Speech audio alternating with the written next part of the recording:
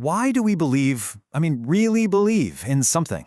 It's one of the biggest questions you can ask about being human. It's a force that builds civilizations, starts wars, and inspires, well, some pretty incredible things. To even begin to understand it, we've got to look at everything from our own brain chemistry all the way out to the cosmos. So let's start with a real puzzle, and it's wrapped up in these words right here. This was said by a member of the Heaven's Gate group back in 1997. They recorded it just before they took their own life. And here's the really jarring part. They weren't sad or hopeless. They were, by all accounts, filled with just pure, unalloyed joy.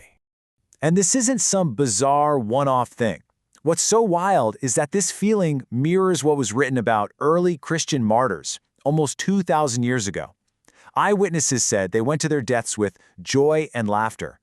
For both of these groups, separated by centuries, this powerful belief completely flipped the script on death. It wasn't an end, it was a graduation. So that brings us to the big question, right? How does an idea, just an idea, become so powerful that it can actually overwrite our most fundamental hardwired instinct to stay alive? To even start to find an answer, we can't begin with philosophy. We have to start inside the human brain. Okay, first stop on our journey, the micro level. We're going to look at neurobiology to see how these big cultural ideas can literally wire themselves into our heads. At the heart of this, for both the martyrs and the cultists, is an idea that researchers call the dualistic afterlife belief. You've probably heard a version of this. It's the incredibly powerful notion that our physical bodies are just temporary shells, or containers, and that our real self, our soul, is immortal and destined for something much, much bigger. Now here's the crucial point researchers make. This belief doesn't necessarily cause these extreme actions. Think of it more as an enabling mechanism. It's like it doesn't push you off the ledge, but it removes the fear of falling. By reframing death as a positive transition, it just massively dials down our natural, healthy fear of it, which makes the unthinkable suddenly seem, well, possible. And it gets even deeper. Neuroscientists have found what you could call augmentation mechanisms, things that can make beliefs stick with incredible force. You know that bonding hormone, oxytocin? It strengthens a child's trust in their parents, basically opening a high-speed lane for passing down beliefs. On top of that, some of us are just, well, genetically wired to be more open to suggestion, or to have a naturally stronger conviction in an afterlife.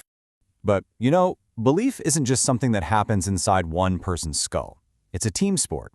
So let's zoom out from the individual brain to the group and see how religion basically provided the blueprint for the modern world. Think about it. Our brains evolved for life in small, tight-knit tribes where you knew everybody.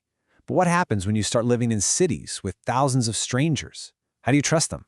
Religion was the game changer. It provided this shared rulebook, a common story that could bind huge numbers of anonymous people together. No religion, maybe no big cities, no civilizations. And here's one of the ways it works on a really primal level. Brain scans show that we have a much stronger empathetic response when we see someone in our in-group in pain compared to an out-group member. Religion is an incredibly powerful way to draw that line, to define who's us and who's them, tapping right into that deep-seated neural bias. So how do you pass these big social values down through generations? Well, for tens of thousands of years, one of the most common tools has been figurines. From these ancient figures in Europe, to Hopi Kachina dolls that teach tradition, to Catholic saints, these little objects have always acted as physical anchors for the big stories and moral lessons that hold a society together. Okay, so we've gone from the brain to the tribe. Now let's pull the camera back, all the way back. Because beyond our biology and our society, religion gives us a framework for, well, everything. It gives us our story in the cosmos. Every culture, everywhere, needs a creation story, a where did all this come from story. For the ancient Greeks, it all started with chaos, just a big, dark, primordial void. And from that nothingness, everything else, the world, the gods, slowly took shape. But if you were an ancient Babylonian, you'd have a totally different picture. Their story begins when the primordial, fresh and salt waters mixed together, and out of that divine cosmic soup, the gods and the universe were born. And then you get stories like the one from the Bashongo people of the Congo, which is just incredible. They tell of a supreme god named Bumba, who, after feeling sick to his stomach for ages, vomited up the sun, the moon, and the stars. A cosmos born from nausea. But here's the thing. These aren't just wacky fireside tales. They're often packed with deep, practical wisdom. Take the Tillamook tribe's first fish ceremony. It was a religious ritual, but what it actually did was delay the salmon harvest just long enough to make sure enough fish made it upstream to spawn. It was ecology and conservation wrapped in a sacred story. And this is where things get really complicated, because all of these ancient, powerful stories eventually run headlong into the discoveries of modern science. And you can see that collision happening all around us. I mean, look at this poll from 2008. American adults were almost perfectly split down the middle on whether evolution is the best explanation for where we came from. It shows just how deep this tension runs. You want to know who really felt this tension? Probably the person who started the whole thing, Charles Darwin himself. After he published his groundbreaking work, he spent the rest of his life wrestling, personally and profoundly, with what it all meant for his own faith. He never became some fire-breathing atheist. He landed somewhere else, a place that's been called Inuitism.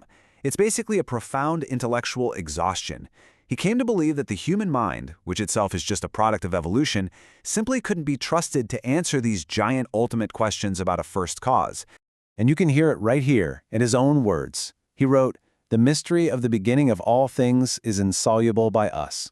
He basically said, look, I can't shed any light on these questions, and he chose to focus on what he could know and to remain an agnostic about the rest.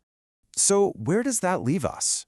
From the wiring in our brains to the stories we tell about the stars, belief seems to be a fundamental part of who we are. But as our old, ancient stories are challenged by new knowledge, it leaves us with one last, massive question. What new stories of meaning will we create for ourselves now?